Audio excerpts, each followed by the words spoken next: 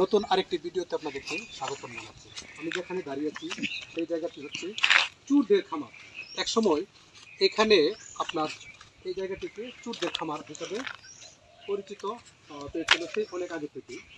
অর্থাৎ চুরদের খামার বলতে একটা সময় আমরা যখন ছোট ছিলাম তখন বিভিন্ন এলাকা থেকে চোরেরা চুরি করে এরকম একটি জায়গায় যেখানে একেবারে জনমানব শূন্যহীন এলাকা, এই জায়গাটির মধ্যে চোরেরা যে জিনিসগুলি চুরি করতো মানুষদের বাড়ি থেকে বাসা থেকে, সেই জিনিসগুলি এখানে বন্টন করতো। সেই সুবাদে এটির নাম হয়েছে চোরদের খামার।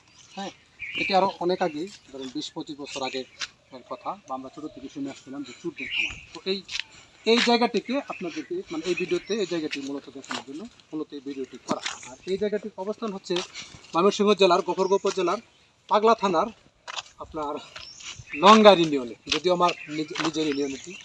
আচ্ছা, নিজের ইউনিয়ন বলতে যাই হোক, কিন্তু এখানে যেটা বাস্তব সেটা আমি ভিডিওতে প্রকাশ করছি। এখানে আপনার চোরদের খামার ছিল। চোরেদের খামার জায়গাটির নাম পরিচিত পেয়েছে সে অনেক আগে থেকেই। এখন হয়তো কালে বিবর্তনে সেরকমটি নেই, কারণ এই যে সামনে দেখা যাচ্ছে আপনার এই রাস্তাটিকে কেন্দ্র করে আপনার সেখানে ফিশারি, তারপর কিছু ঘরবাড়ি বসত বাড়ি গড়ে উঠেছে, এবং এই ফিশারিকে কেন্দ্র করে মানুষজন এখানে থাকে। আর ওইভাবে এখন চোরেরা আর এখানে এসে আপনার তাদের জিনিসপত্র বন্টন করে না।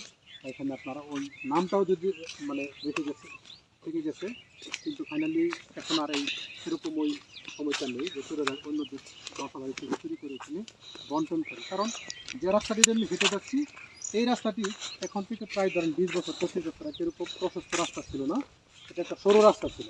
তো ওই সরু রাস্তা এবং দুই পাশে বিশাল বন, এরকম একটি নির্জন জায়গায় চোরেরা আপনার মানুষের বাসা বাড়ি থেকে চুরি করে তারা অনায়াসে নির্বিঘ্নে তাদের বাটোয়ারা বন্টন করতে এখানে একটা সকাল হলে তারা চলে যেত।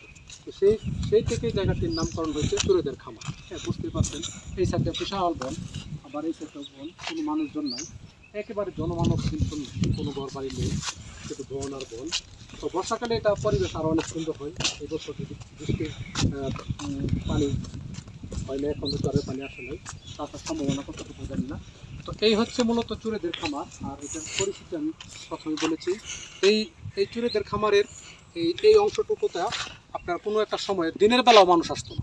ধরেন এখন থেকে আর 20 বছর 15 বছর আগে দিনের বেলাও মানুষ আসতো না। আর ফাইনালি এই রাস্তাটা আরও ছোটো ছিল, যদিও এখন একটা মাটির রাস্তা হয়েছে, কিন্তু রাস্তাটির অবস্থা আরও করুণ ভয়াবহ। আশা করি রাস্তাটি একটা সময় সুন্দর হবে, মানে পিচ জ্বালা হবে, বা একটা মানুষের চলাচলের জন্য উপযোগী হবে। কারণ পার্শ্ববর্তী বেশ কয়েকটি গ্রাম আছে এবং ওই সাইডেও কিছু গ্রাম আছে, গ্রামের মানুষজন এই রাস্তাটি ধরেই তাদের চলাচলের করা রাস্তা, মূলত একটা প্রধান রাস্তা। এই জায়গাটি মূলত চোরেদের খামার হিসাবে আমরা ছোটো থেকে শুনে আসছি। তো যাই হোক, আমার যদিও এলাকা আমার নিজ জন্মভূমি, আমার ইউনিয়ন, কিন্তু ফাইনালি সত্য আমরা লুকায়িত করে ভিডিও হয় না, বা সত্য কখনো চাপা দিয়ে রাখা যায় না। যাই হোক, যেটা বাস্তব সেটা আমি এই ভিডিওতে প্রকাশ করছি। ফাইনালি আপনাদের চোরেদের খামার বা চোরেদের আপনার এই জায়গায় আপনারা কে কে আসছেন আপনাদের এলাকায়, যদি আপনারা কেউ এসে থাকেন তাহলে অবশ্যই কমেন্টে লিখবেন, আপনারা আপনাদের বক্তব্য লিখতে পারেন। আর আপনাদের এলাকায় এরকম ঐতিহাসিক গফরগাঁওয়ের ভিতরে যদি কোনো জায়গা থাকে অবশ্যই আমাকে আপনার কমেন্টে জানাবেন অথবা ইনবক্স করবেন। আমি ইনশাল্লাহ চলে যাব, আমার ক্যামেরাম্যান এবং আমি সহ চলে যাব।